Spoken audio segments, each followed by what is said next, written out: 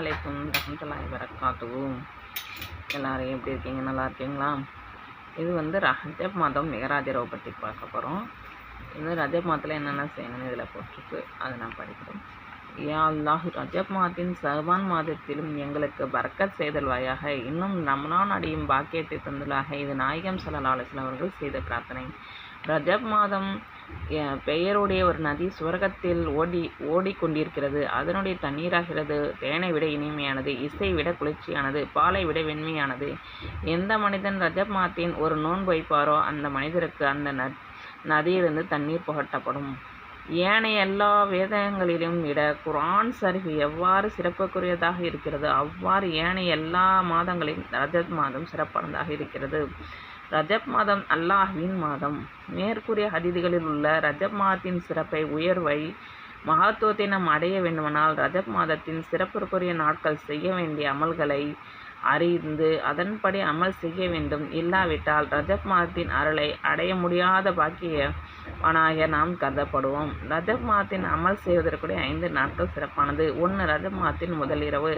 2. ரஜப் மாதத்தின் ஆரம்ப வியாழன் மாலை இரவு வெள்ளி இரவு. 3. ரஜப் மாதத்தின் ஒவ்வொரு ஜுமாவுக்கும் அசருக்கும் இடையில் உள்ள நேரம். 4. ரஜப் மாதத்தின் 15வது இரவு. 5. ரஜப் மாதத்தின் 27வது இரவு. ரஜப் மாதத்தின் 27வது இரவில் தான் நாயகம் ஸல்லல்லாஹு அலைஹி வஸல்லம் அவர்கள் மிக்ராஜ் என்னும் வான யாத்திரை செய்தார்கள்.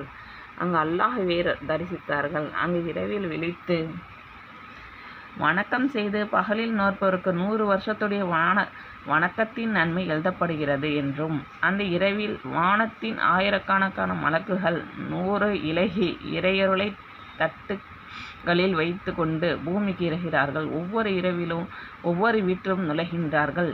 யாருடைய வீட்டில் உள்ளவர்கள் இறைவனுடைய ஞாபகத்தில் ஈடுபட்டிருக்கிறார்களோ அவர்களுடைய தலையில் 100 இலகியை கொட்டப்படுகிறது என்றும், அன்றைய பகலில் நோன்பு நோற்பவர்களுக்கும் கபரில் நரக வேதனை உண்டாகாது என்றும் நபிகள் நாயகம் ஸல்லல்லாஹு அலைஹி வஸல்லம் அவர்கள் கூறியுள்ளார்கள். எனவே அன்றைய இரவில் விழித்து அமல் செய்வதும் பகலில் நோன்பு நோற்பதும் மிக மிக அவசியம். தஸ்பீஹ் தொழுகை. 4 ரக்யாத்துகளை தொழுவதின் காரணமாக முன்பின் செய்த பாவங்கள், அறிந்து அறியாமல் செய்த அனைத்து பாவங்களும் மன்னிக்கப்படுகின்றன என்று நபிகள் நாயகம் ஸல்லல்லாஹு அலைஹி வஸல்லம் அவர்கள் அறிவித்தார்கள். மிஹ்ராஜ் இரவில் அத்தஸ்பீஹ் தொழுகையை தொழுது கொள்வது மிகப்பெரிய பாக்கியமாக இருக்கும் என தெரிவித்துக் கொள்கிறோம். அஸ்ஸலாமு அலைக்கும் வரஹ்மத்துல்லாஹி வரகாத்துஹு.